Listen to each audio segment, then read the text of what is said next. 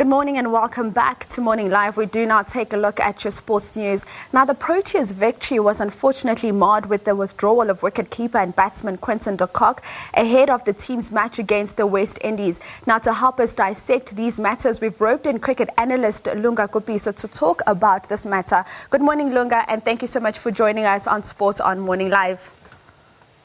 Good morning, Vusiwe, and good morning to the Morning Live viewers. So, Lunga, you were at the stadium yesterday, obviously the Proteas securing their first win of the T20 Cricket World Cup against the West Indies. Really a good performance all around, both on ball and bat. Your thoughts on the performance? Yeah, I thought it was definitely an improved Proteas performance compared to their opening match. And I think Reza Hendrick really batted with a kind of freedom that one would experience if they knew that they were coming in, but they weren't going to last. And that was the kind of freedom that you hope that all the Proteas batsmen would sort of go into their matches with. I thought that the way that Aiden Markram played was sublime. Just the stroke play and his decision-making at the crease was really something that we had hoped to see from Aiden Markram for a while. And the way that Rassie van der Dussen on the other side also, anchored the batting, I thought that was also just as equally important. And I think from a fielding perspective, the bowling unit again did the best that they could, consistent as ever. And Kagiso Rabada struggled, but Hendrik Nokia was there to just hold things on the other side. Dwayne Pretorius was a little bit expensive, but he got the wickets. And, in T20 cricket, it's not the economy that matters much. It's the ability to take wickets. On the field, I thought they were also on top of the game. They themselves would look at things and say they were not 100%. But I thought overall it was an improved Proteas performance. Certainly. Now, unfortunately, though, the headlines were all about the matters off the field. Now, in a country that has decades of oppression, why is it so difficult to support the cause of the oppressed, which we've heard even now in the SJ hearings, they've suffered irreparable harm?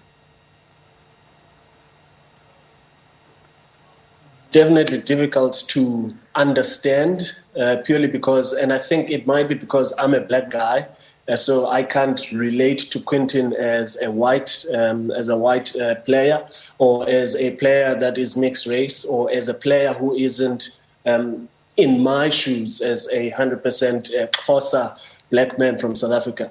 And I think what I have to make peace with, because I can't speak for everybody who struggles to understand and accept his decision. What I have to make peace with is that I have to respect his decision, because we live in a country that is beautiful because we are such a diverse society, such a diverse community, and everybody has the right to express themselves as they will. But that expression and how he has chosen to express himself as Quinton, as a South African national cricket player, though, it has consequences, unfortunately. And I think that's something that we can't sweep away. We can't just shove under the rug, under this whole everybody has a right sort of umbrella. Quinton is an influential voice. And just this morning, I was looking at posts coming out from Cricket Australia's feed, as well as Fox Cricket down in Australia, and just reading the comments, because, that's where you get a real sense of the influence of South African cricketers. And there you get to see just the division that single decision has already caused amongst cricket followers. Others are saying all lives matter, which you can't say all lives matter if you refuse to first acknowledge that Black lives matter. Because if Black lives matter, then we could say all lives matter. And the reason we're at a point where as a globe, we've had to say Black lives matter was as a reminder that Black people are just as human as other lives. And I think Quinton will look back. It might not be today, it might not be tomorrow, it might not be in 5 years' time, and regret the decision and the way that he has made the decision. So some of those that oppose the Black Lives Matter movement, now they've opted to look at it in terms of the religious sense of the word, especially with regards to the American context, which they say is contrary to their Christian beliefs. But when we bring it back home to South Africa locally, all that is being said by those that back the movement is, can we please level the playing ground and not repeat the mistakes of the past? So out of these two, which one do we then take to the bank? I don't think we should ever be in a position where we are choosing what is right and what is wrong, because I think there's only one right thing to do, and that is to acknowledge that everybody matters, that everybody is just as equally as important as the next person, beyond race, gender, creed, identity, or any other difference that we have as humans. And I think the Black Lives movement was started to just say, hey, world, you need to stop, because you are refusing to acknowledge one particular race, and that is Black people across the entire globe. For those who want to use Christianity or they want to use religion as a way to say Black Lives Matter, it doesn't hold place, because it's not discrimination against others. Well, the Bible, the very same Bible, does tell us to be shrewd as serpents and innocent as doves. And really, if they want to go down that route, we are reminded that we should be as wise as the serpent. An acknowledgement that in order we must have the same wisdom and share the same wisdom as serpents, but also be as gentle as doves, share kindness and share love. And that's something that we have struggled with. In terms of doing what is right on the cricket field, we can never, ever, as South African cricket or South African cricketers, or as a South African cricket-loving community, ever dismiss the fact that the injustices of the past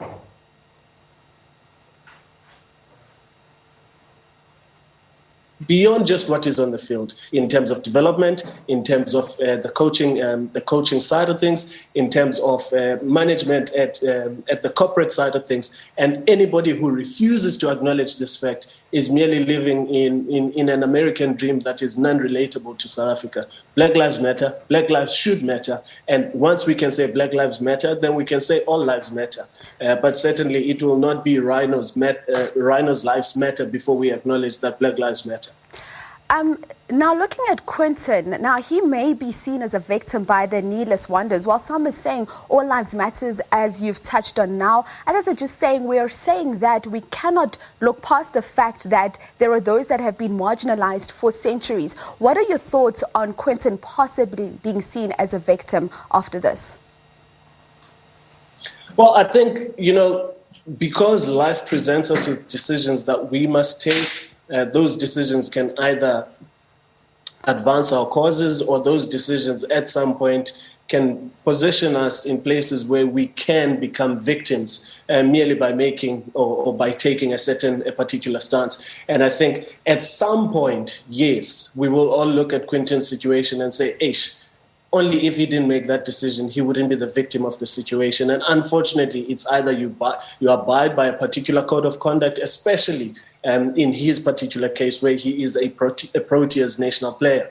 There are particular rules that he has to follow. And unfortunately, he has contravened one of those. And it will be interesting to see how Cricket South Africa reacts. It will be interesting to see how they then take this matter going forward. But he can never say that he was a victim of circumstance, because he was not forced to take the decision that he has taken. He took the decision out of his own will. And if you listen to Themba Bavuma during his post-match presser, which we must commend the skipper in how he handled it with such panache, with such grace, you hear how everybody in the team was taken back, because Quinton is a senior player. And that for me was a sign that he had the choice, he had the space, and he was allowed to make that decision. So the consequences that then follow from this point onwards are because of his decision. So he would not be a victim, versus my understanding of a victim is someone who, unfortunately, decisions are made on his behalf or on her behalf, and therefore he has to suffer those consequences.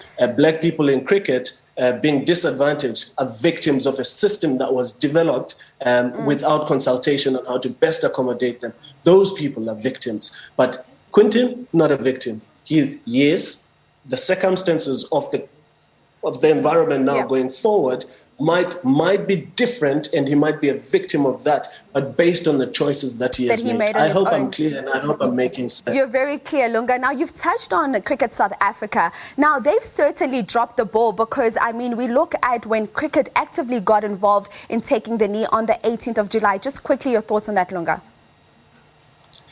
I hope Cricket South Africa is going to come out and say the problems that the South African Airways have delayed this message getting to the team as the team travels through, because they've had so much time to make this decision. And we've always known that this issue with the Proteas in terms of taking the knee as a team is a problem, to the point where it caused issues around Lungisani Ngidi. And that was the time for Cricket South Africa to really get their act together, send a stern message, take a decision. But how could they take that decision? Because they themselves were so, they were stuck in that whirlwind of trying to sort out their own issues behind closed doors. So really only now is the dust beginning to settle, and this new board that has been put into place is beginning to catch its breath and begin to, action some of the points. So I guess it's a case of better late than never, but definitely something that should have been taken, a decision that should have been taken way back. A long time and ago. It did not need a board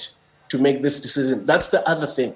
The board did not need to make this decision. The acting CEO before that, Jacques Fall, should have taken this decision. The team management should have taken this decision. Lunga, unfortunately, I'm going to have to cut you there. We have run out of time, but thank you so much for availing yourself this morning. It is a pleasure. Lunga, just really emphasizing there the multiple opportunities that Cricket South Africa had to make a decision. Now, there comes a time where being silent makes one an accomplice to a crime. There also comes a time when silence is betrayal. We may have all come on different ships, but we're in the same boat now. Like Captain Themba Bavuma said, people need to live with the consequences of their actions. As a country, we have proven that our strength lies in unity and not in the divisions that stem from selfish causes. May we as a country continue to consistently fight for the oppressed and underprivileged in the hope that equality will become a norm in the future. On that note, we do take an ad break.